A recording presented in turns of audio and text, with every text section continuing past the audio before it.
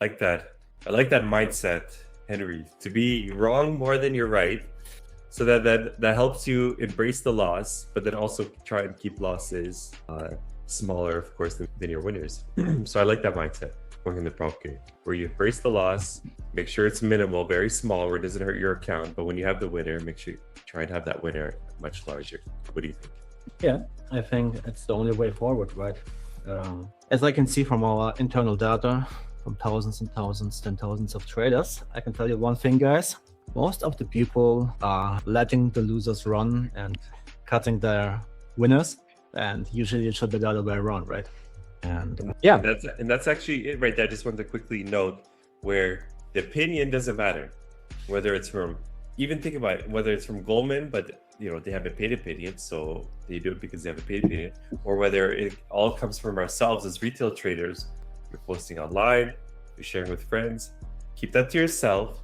Focus on your trades, build your bias, stick with the bias, and then journal it afterwards. Don't worry about spreading your opinion online and stressing about it online. The only reason most people are stressing their opinions online because they're either selling a business or they're getting paid to sell that opinion, right, Henry? But the free opinions and the paid opinions, end of the day, doesn't matter. Create your own opinion, create your own bias, and trade accordingly. And then there's an important catalyst or level that I zoom in on the ratio and see, okay, who is outperforming who? And this can a lot of times give you a nice direction on trend and which asset to put money on. Because if you're always putting bids on NASDAQ, then you might get in trouble a lot of days or even weeks, because sometimes NASDAQ doesn't always like to rotate in and out and trend, because we're looking for the trending product. We want those sharp moves. We're intraday.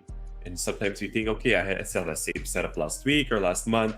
Why is it not moving right now? We'll look at the other assets, look at the VIX, look at possibly even gold and silver, but just to keep it simple, good area of supply for large orders to get filled, because that's what the market's looking for. It's looking for large areas and large institutions to fill their orders. They don't care what happens in the middle. Institutions are not placing their orders here. They're placing their orders at important levels to release their liquidity. I mean, they have to. If you are sitting on a 5,000 full contract lot position, you cannot trade it randomly. So you need those those extremes on both sides for your position to be filled around all the liquidity. But the brokers love slippage. The brokers want you trading aftermarket, Asia market, London market, no liquidity, because they eat up your commissions, they eat up your fees, and that's the bread and butter. But we can get into that later. We're consolidating, nothing going on. Do not rush into any ideas. There's no point, there's no validity, unless you look at or Dow Jones or Russell, because they're lost strong pair for now. But for me, my bias line is 30,632. It's always the midline of anything that's going on.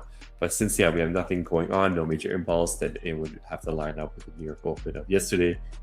Why is that? Because if we're naturally, if price is above this area, then we're bullish momentum. If price cracks it, retest it slightly, maybe ES retested, maybe NASDAQ, possibly Dow Jones. One of them always retest these important levels. I'm not saying NASDAQ always has to. That's why I look at the other indices for options, and then I make my play.